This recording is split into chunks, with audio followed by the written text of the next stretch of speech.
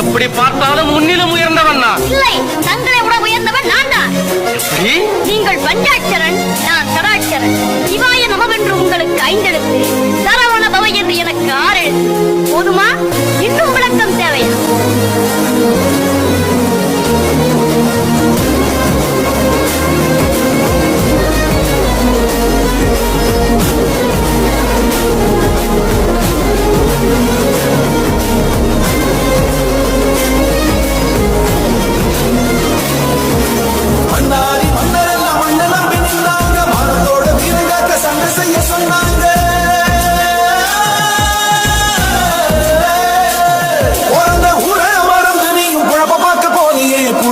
மறுபடியாக்கி நரக வாழ்வு வாழ்வியே நலத்தனி மதிச்சா வசந்திடலாம் இருக்கிற வரையில் சிரிச்சிடலாம் அறுபட முருகனு துணையில் பால அருந்திட மொழியட விளைஞ்சிருப்பா